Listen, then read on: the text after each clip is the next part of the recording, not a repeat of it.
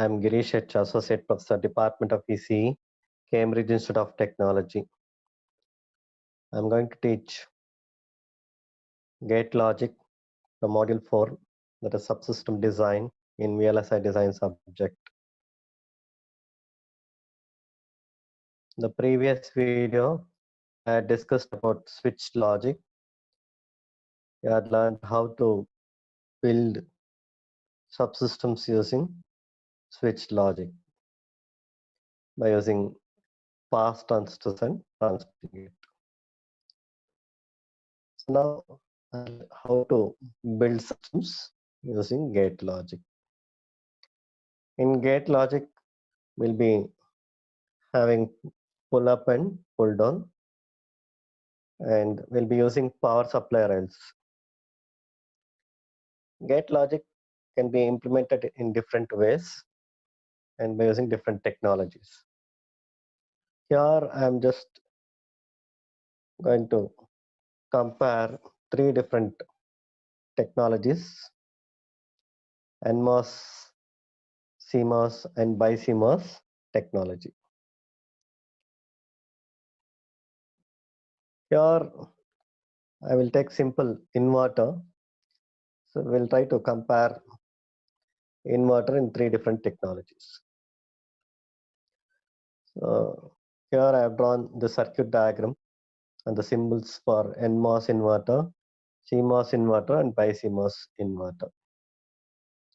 In NMOS inverter, we'll be using NMOS depletion mode transistor in pull up and NMOS enhancement mode transistors in the pull down.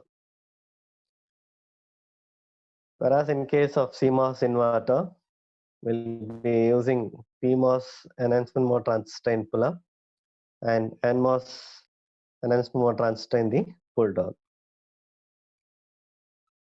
In case of BiCMOS inverter, we'll be using PMOS and NMOS transistors to implement the logic, whereas we'll be using NP and bipolar transistor at the output stage to drive large capacitive loads. Here we are just comparing three different technologies: NMOS, CMOS, and BiCMOS technology with respect to inverter.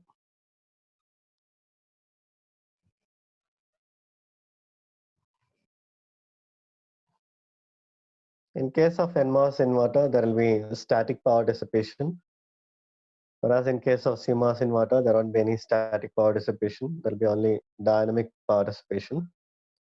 Whereas in case of BiCMOS inverter, there is no static power dissipation, but power consumption and power dissipation will be more in case of BiCMOS inverter.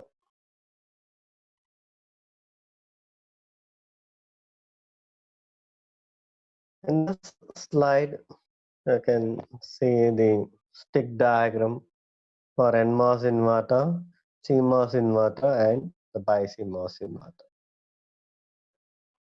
So once the stick diagrams are drawn, we can easily draw the layout diagrams.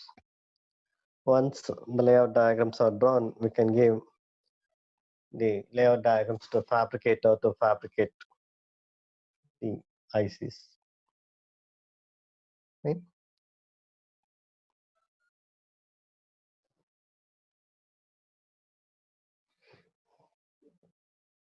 In this slide, we'll try to find the participation in 8:1 NMOS inverter, the pull-up ratio 8:1 and pull-down ratio 1:1. You can see the circuit diagram for NMOS inverter. Here in the middle, I've shown the layout of NMOS depletion mode transistor and NMOS enhanced mode transistor. NMOS depletion mode transistor is having a ratio of 8:1. If we multiply by 2 lambda, we'll get 16 lambda by 2 lambda. And for NMOS enhancement mode transistor, the ratio is 1:1. When we multiply by 2 lambda, we'll get 2 lambda by 2 lambda. In order to find the power dissipation in case of 8:1 NMOS inverter, we need to find the channel resistance or the resistance of the pull up and pull down transistors. Initially, we'll find pull up transistor resistance, that is RPO, is equal to ZPO into RS. Whereas ZPO is nothing but the pull up transistor ratio, which is nothing but 8:1. And we know that sheet resistance of NMOS transistor is 10 kilo ohm. When we multiply 10 kilo ohm with respect to 8:1, we'll get 80 kilo ohm. The channel resistance of pull-up transistor is 80 kilo ohm. Similarly, we can find channel resistance of pull-down transistor, which can be called as RPD, that is equal to ZPD into RS. ZPD is nothing but pull-down transistor ratio, which is nothing but 1:1, which is multiplied by sheet resistance of NMOS transistor is equal to 10K. We'll get RPD is equal to 10K. Therefore, the total resistance will be equal to RPU plus RPD, which is equal to 80K plus 10K, that is 90K. So we found the total resistance of NMOS inverter. Now we'll find power dissipation in NMOS inverter. The power dissipation can be found by using this formula, that is V square divided by RPU plus RPD. V square is nothing but VDD square divided by total resistance is RPU plus RPD. If VDD is 5 volts, we'll get 5 square divided by 90K, which is equal to 0.28 milliwatt. The total static power dissipation in 8:1 NMOS inverter was 0.28 milliwatt. And the input capacitance was equal to 1 square Cg for 1:1 ratio transistor, that is for 2 lambda by 2 lambda transistor. So we can find power dissipation in 8:1 NMOS inverter. In the same way, we can find the power dissipation in 8:1 NMOS inverter with pull-up ratio 4:1 and the pull-down ratio 1:2. This is an alternative 8:1 NMOS inverter. If pull-down transistor ratio is 4:1, when we multiply by 2 lambda, we'll get 8 lambda is to 2 lambda. That much layout will be required for NMOS depletion mode transistor. And the pull-down transistor ratio is 1:2. When we multiply by 2 lambda, we'll get 2 lambda is to 4 lambda. Now we'll find pull-up transistor resistance and pull-down transistor resistance. Pull-up transistor resistance can be found by using this formula, that is RPU is equal to ZPU into RS, which is equal to 40 kilo ohm. Because pull-up transistor ratio is 4:1 and the sheet resistance is 10K, we'll get 40 kilo ohm. Similarly, we'll find pull-down transistor resistance, that is given by RPD is equal to ZPD into RS. ZPD is nothing but pull-down transistor ratio, which is equal to 1:2, which is multiplied by 10K, we'll get 5 kilo ohm.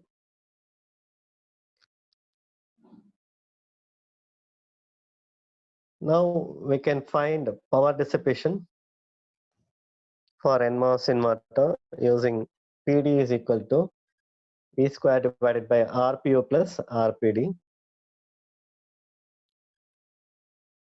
where V is nothing but VDD. If VDD is equal to 5 volts, we'll get 5 square divided by 40K plus 5K, which is equal to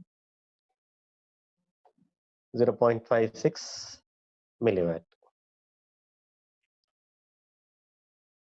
Since input Vin is connected to pull down transistor whose ratio is 1:2, the input capacitance will be equal to 2 square Cg. When we compare this inverter with the previous inverter, this inverter power dissipation is 0.56 milliwatt. Total resistance is 45 kilo ohm. Input capacitance is 2 square Cg. Whereas the previous 8:1 NMOS inverter total resistance is 90 kilo ohm. Power dissipation is 0.28 milliwatt and input capacitance is 1 square Cg. If pull down transistor is having more ratio and if pull up transistor is having more ratio and pull down transistor is having less ratio, then power dissipation will be less. And if pull up transistor is having less ratio and pull down transistor is having more ratio, then power dissipation will be more. Okay. So about NMOS inverter.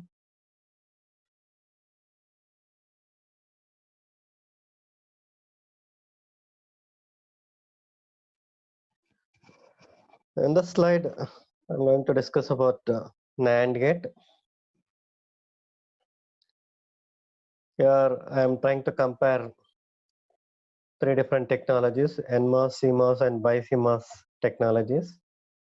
I have shown how to draw the circuit diagram for NMOS 2-input NAND gate, CMOS 2-input NAND gate, and BiCMOS 2-input NAND gate. And we have drawn the logic symbols as well as the stick diagrams for NMOS NAND, CMOS NAND, and BiCMOS NAND.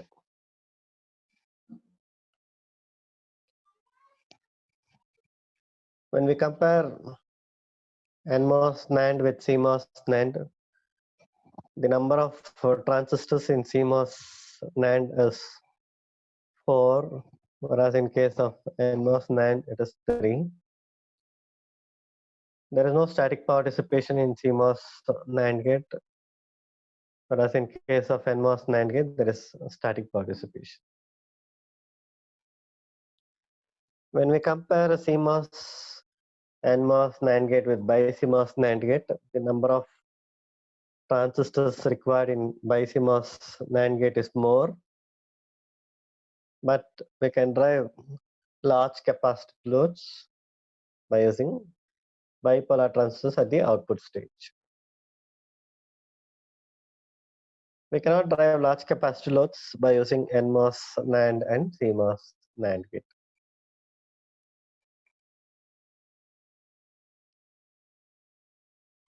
When we compare NMOS NAND gate with NMOS inverter, one extra transistor is connected in series. If we have product terms, NMOS transistors should be connected in series. Whereas in case of CMOS inverter, 2 NMOS are connected in series, 2 PMOS are connected in parallel. Since the logic expression is y is equal to AB bar or X is equal to AB bar. Since we have product terms, NMOS transistors should be connected in series and PMOS transistors should be connected in parallel.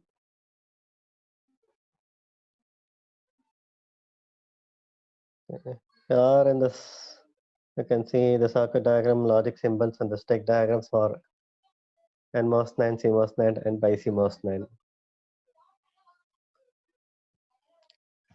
In this slide, you can see the circuit diagram, logic symbols, and the stick diagrams for NMOS NOR, CMOS NOR, and BiCMOS NOR. When we compare NMOS NOR with CMOS NOR, the static power dissipation is present in case of NMOS NOR, whereas in case of CMOS NOR, there is no static power dissipation. When we compare NMOS NOR and CMOS NOR with BiCMOS NOR, BiCMOS NOR requires more transistors when compared to that of NMOS and CMOS NOR gate.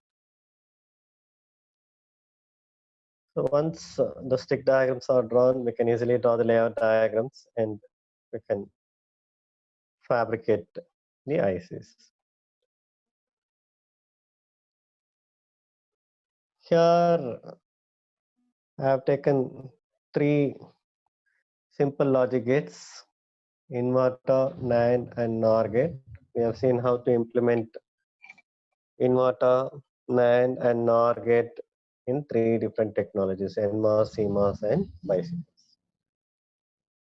Each has its own advantages and disadvantages.